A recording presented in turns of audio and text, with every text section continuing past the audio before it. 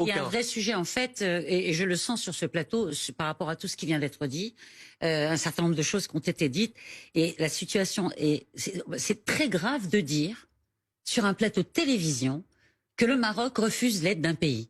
Ah non, alors, si vous me permettez... C'est ce qui émane de tout ce qui vient d'être dit. Si vous me permettez... Il est extrêmement grave, c'est même, je considère que c'est un appel à rébellion des populations marocaines. On est en train de dire aux Marocains, on veut vous aider, mais votre gouvernement ne nous laisse pas vous aider. Je considère ceci comme étant extrêmement grave. Alors, et il va falloir... Si vous me permettez de faire une petite parenthèse... le corriger. Puisque vous m'avez donné la parole, Benjamin, j'aimerais pouvoir terminer, parce que c'est un sujet...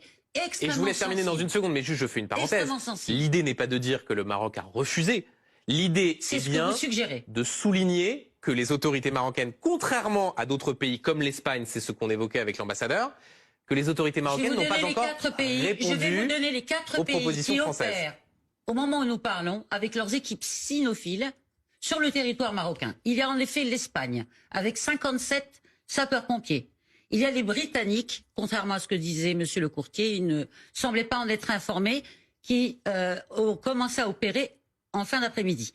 Il y a les Qataris et il y a les Émiratis.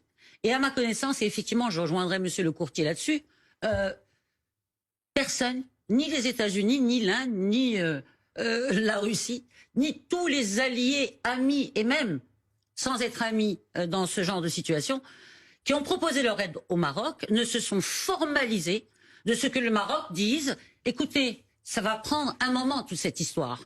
Nous avons... Mais personne ne se formalise, honnêtement. Je m'excuse, Amandine, si vous me permettez. Oui, d'interrogation. Je voudrais juste terminer le raisonnement. Si on se formalise, on formule une incompréhension. Le Maroc ne répond pas à la France. Non, ce n'est pas les faits. Cela ne reflète pas les faits. Le Maroc a remercié hier le roi du Maroc, dont d'ailleurs vous parlez de silence. Chacun s'exprime de la manière dont il veut. Il y a ceux qui gèrent leur pays à travers Twitter. Ah oui. Il y a ceux qui le gèrent de manière différente. Donc ce que vous nous dites, voilà. Samira Sitaïl, c'est qu'en fait on voit tout ça avec nos lunettes de pays occidentaux, alors qu'en réalité c'est pas la même façon de communiquer. Non, ça serait trop caricatural de le résumer de cette manière, Benjamin.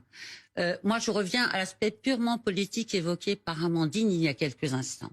On évoque la question algérienne, on évoque la question du Sahara marocain, qui est une affaire de justice, qui est une affaire éminemment stratégique et géopolitique pour le Maroc. Et ce n'est pas faux de dire que les relations franco-marocaines ne sont pas bonnes. L'immigration. On évoque des questions posées au niveau de la sécurité de la France, éventuellement l'espionnage du téléphone portable du président de la République. Toutes ces questions nous éloignent du fond de la question, auquel je reviendrai et je ne tarderai pas. Je ne veux pas monopoliser la parole, mais c'est important. Rapidement, parce qu'ensuite, Ronald Guintranche nous attend à Marrakech. Nous y revenons par rapport à cette question lancinante sur ces plateaux de chaînes d'information continue depuis 48 heures. Et on vous pose des questions, avec tout le respect que j'ai, Samira Sitaïl, et en vous remerciant pour votre invitation, Benjamin, sur la souveraineté d'un État qui consiste à dire, mais la France ne répond à la demande du Maroc que si le Maroc exprime une demande. Le Maroc l'a-t-il fait? Le Maroc remercie tous ceux qui se sont proposés en disant « Attendez, nous avons un coût, c'est des milliards de dollars qu'il va falloir sortir. Il y a un coût social, éducationnel, il y a un coût patrimonial absolument extraordinaire qu'il va falloir, à un moment donné, que chacun de nos partenaires, de nos alliés, se départisse d'une posture politique pour véritablement et de manière sincère venir, comme le font les ONG aujourd'hui, et personne n'y voit quoi que ce soit. On a l'impression que les Français on aura le temps. ne sont pas les bienvenus. On aura le temps.